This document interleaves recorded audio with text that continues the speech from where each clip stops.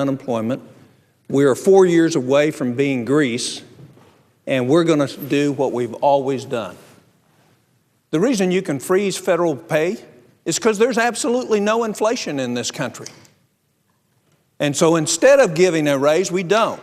And every private sector business out there today is getting extremely more amount with less, to the tune that the productivity in the private sector was up 6.8%. If we had that same kind of private sector productivity in the federal government, we could lose 150,000 employees and do the same thing. But we won't buy what is necessary, the necessary pain to protect this country for its future.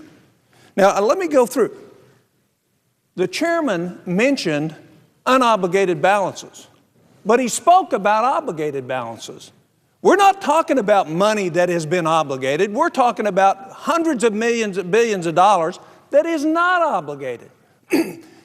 Last year, at the end of the fiscal year, there was an excess of $700 billion from the previous year that was unobligated, sitting there. So it's about managing our money properly. That's like saying if you have $30,000 in a savings account and you want to buy a new home, you're going to leave the $30,000 there and go borrow $60,000. No, you're going to use part of that to buy your new home.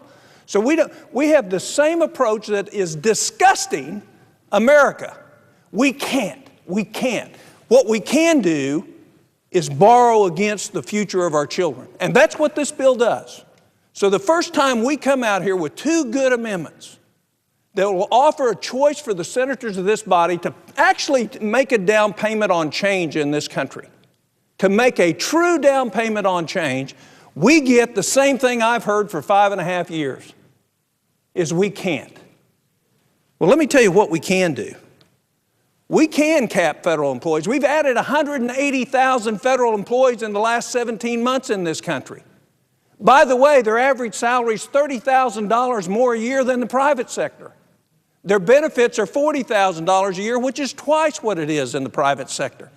So capping federal employees is a great way to start slowing down the growth and cost of government. And if the bureaucracy isn't responding, then it requires management changes rather than adding more people. The worst managers in the world always give the excuses, I need to have more people, rather than I need to be creative about getting more out of the people that I have today. We need to change the standard under which we operate our government. We need to expect more, and we need to pay less. The American people cannot afford the government that we have. We are unaffordable. And the chairman brings to the floor a bill that is more of the same. Now, you can be critical of what we've offered. We don't have the advantages of the staff that the chairman has.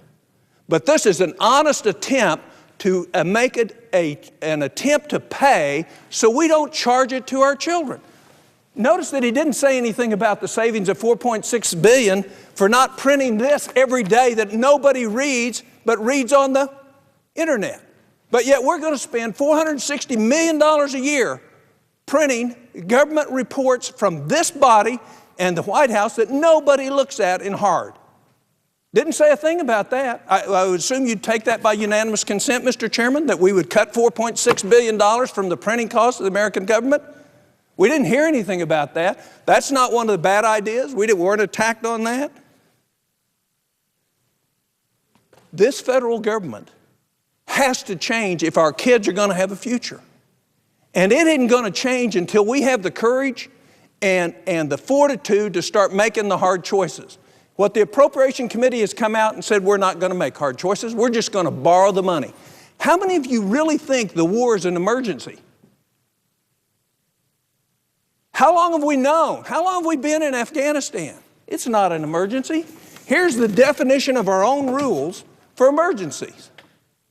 Nothing in this bill meets that except FEMA. Nothing. And yet we have the gall to bring to the floor a bill and call it an emergency because we don't want to have to pay for it.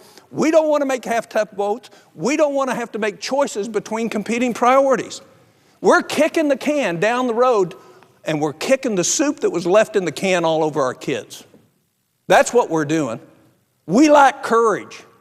It's not popular. It's not fun to make the hard choices, But we don't have any leadership that will come and bring in hard choices. That's why you've got this amendment. Had you brought this amendment and you all made the choices, you probably wouldn't have gotten much kickback. But we decided we're just going to charge it to our children. And guess what's coming after this? Another $200 billion that isn't paid for. Since January, since the chairman of this committee voted for PAYGO, we have borrowed $173 billion outside of PAYGO because we voted and said it didn't count. And we had this wonderful celebration that we're not ever going to borrow money again. We're going to live within PAYGO. And every time it's been there, we've kicked it down the road. PAYGO means nothing. What it means is, American people, you pay and we'll go spend it. That's what it means. And that's what this bill does. Is American people, you kids, you grandkids, you're going to pay, we're going to go spend it. And how you're going to pay? Your standard of living is going to decline. So this body, Republicans and Democrats are complicit in ruining the future for our children. It's time we changed.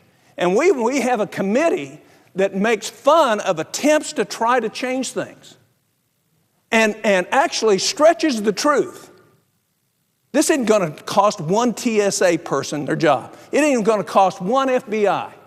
This government is so fat and so overladen with excess that any smart manager can come in and streamline it and we could save 10%, and the American people know that. We've got 12 million people on SSI and SSDI. You know what we discovered? 600,000 of them are operating commercial vehicles right now, but they're disabled. You know, we've got all sorts of fraud going on. We won't address it. We won't fix it.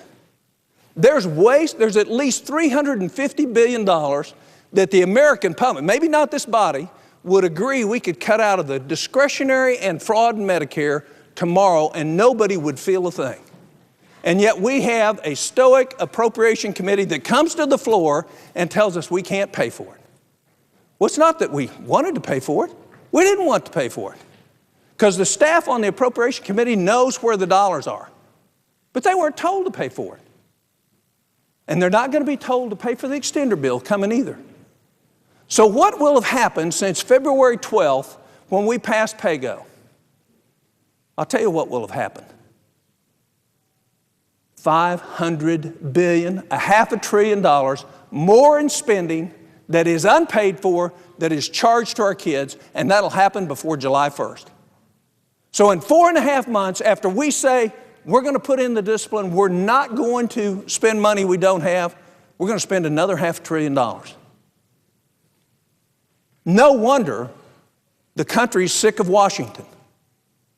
Our behavior causes them to wonder about the future of our country. So I don't apologize for offering this amendment. I hope you vote against it because the voters this time around are going to be looking at how you vote and whether you're voting to make hard choices, whether you're willing to eliminate things, maybe some things that are good but are not as good as what we need to be doing and making a priority.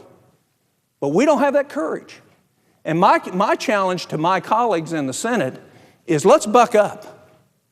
It's okay to take heat from the special interests, the well-connected and the well-endowed.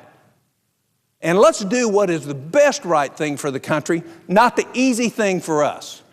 Because this bill, the way it's written right now, is the easy thing for us. With that, I yield the floor.